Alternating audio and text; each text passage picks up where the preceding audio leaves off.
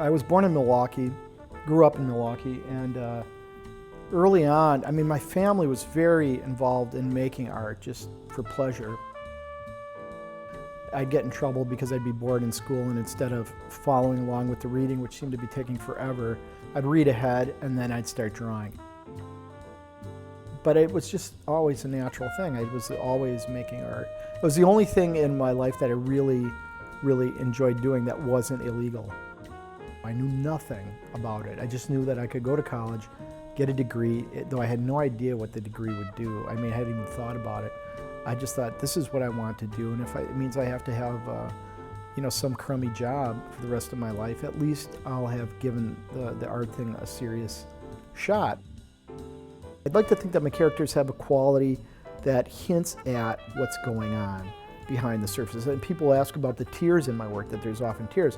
For me, that's a real good indicator of that idea, that the tears are a great symbol because they have that same kind of ambiguity. It shows that there's something going on behind the facade, right?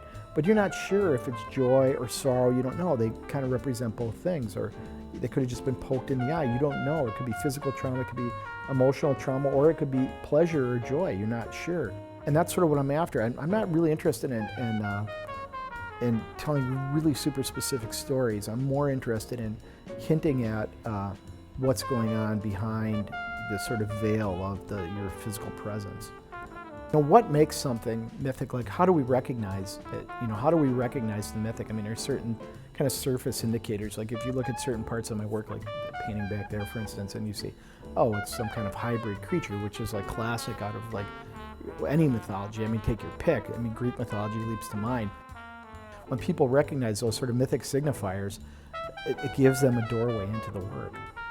Even though the work is, sort of on the surface is sort of strange, I like to think that I'm dealing with a kind of beauty. If you're kind of hit initially with the weirdness of it or the strangeness of it, that the beauty will keep you around long enough to try to figure it out.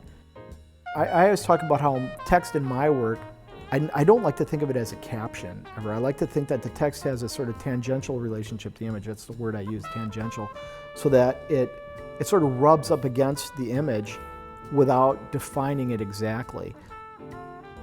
The new series of paintings I've been working on for more than the past year is called Marshland, and it's about living in the northern Kettle Moraine right at the foot of the Horicon Marsh.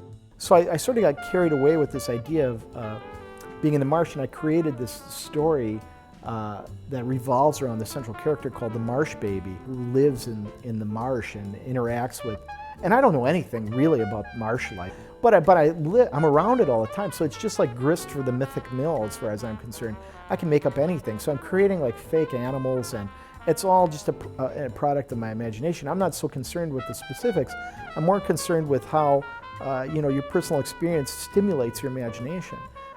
I sort of see myself as an artist who has an inclination I need to react to something that's in existence. That's one of the reasons I love working on found materials with my drawings, like old antique paper, because I'm reacting to this object that exists in the world that already has its own history.